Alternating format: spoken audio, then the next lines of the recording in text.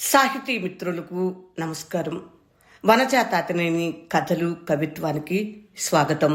విభిన్న కథల కవిత్వాల సమాహారం వనజా తాతినేని.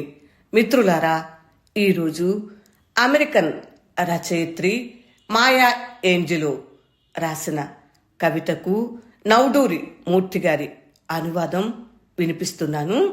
మహావృక్షాలు కూలినప్పుడు. కవిత వినండి. మహావృక్షాలు కూలినప్పుడు.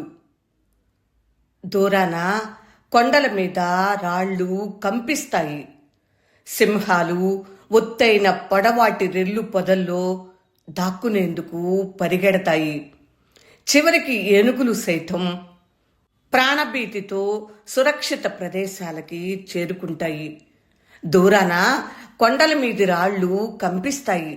సింహాలు ఒత్తైన పొడవాటి రెల్లు పొదల్లో దాక్కునేందుకు పరిగెడతాయి. చివరికి ఏనుగులు సైతం ప్రాణభీతితో సురక్షిత ప్రదేశాలకి చేరుకుంటాయి. అడవుల్లో మహావృక్షాలు కూలుతున్నప్పుడు వాటి జ్ఞానేంద్రియాలు భయానికి హరించుకుపోయి చిన్న జీవాలు మౌనంలోకి ముడుచుకుపోతాయి.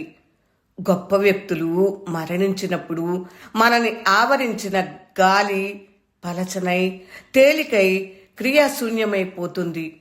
మనం ఊపిరి బిగబడతాం.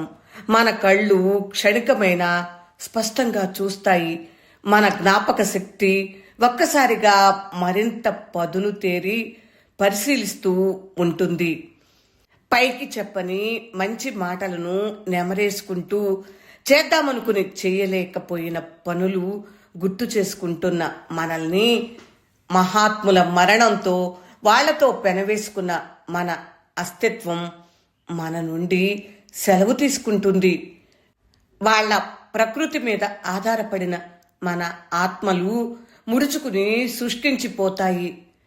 మన ఆలోచనలు వాళ్ళ దీప్తి వల్ల ప్రేరేపింపబడి వికసించినవి కావటం వల్ల వారితోనే చెల్లాచెదురైపోతాయి. మనకి ఎంతగా బుద్ధిమాంద్యం వస్తుందంటే చెప్పలేని అజ్ఞానపు అంధకార గుహల్లోకి చొరబడతాము. గొప్ప వ్యక్తులు మరణించిన తర్వాత కొంతకాలానికి మళ్ళీ ప్రశాంతత చేకూరుతుంది. నెమ్మదిగా. దానికో క్రమం ఉండదు. హాయిని కూర్చే విద్యుత్ తరంగాల్లా శరీరంలో ప్రశాంతత నెమ్మదిగా నిండుతుంది. మన ఇంద్రియాలు మనకి చేకూరినా అవి ఎన్నడూ మునుపటి స్థితి చేరుకోలేవు. అయినా అవి గుసగుసలాడుతాయి. వాళ్ళు ఇక్కడ జీవించారు, ఇక్కడే జీవించారు. మనం కూడా బ్రతకగలం మునుపటి కంటే మెరుగ్గా. వాళ్ళు ఇక్కడ జీవించారు, ఇక్కడే జీవించారు. మనం కూడా బ్రతకగలం మునుపటి కంటే మెరుగ్గా. ఎందుకంటే వాళ్ళు మన ముందే జీవించారు కనుక. ఎందుకంటే వాళ్ళు మన ముందే జీవించారు కనుక. మహావృక్షాలు కూలినప్పుడు. మూలం మాయా ఏంజెలో, అమెరికన్ రచయిత్రి. ఈ కవిత్వాన్ని అనువదించిన వారు నౌడూరి మూర్తి. ఈ కవిత మహిళా గొంతుక మాతృక మాసపత్రికలో మార్చి 2వ తేదీ 2017 సంవత్సరపు సంచికలో ప్రచురితమైనది. మిత్రులారా, ఈ కవిత్వం మీకు నచ్చిందా? నచ్చితే లైక్ చేయండి, షేర్ చేయండి.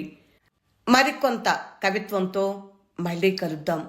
విభిన్న కథల కవిత్వాల సమాహారం వనజా తాతినేని. పూర్తిగా విన్నందుకు హృదయపూర్వక ధన్యవాదములు. నమస్తే.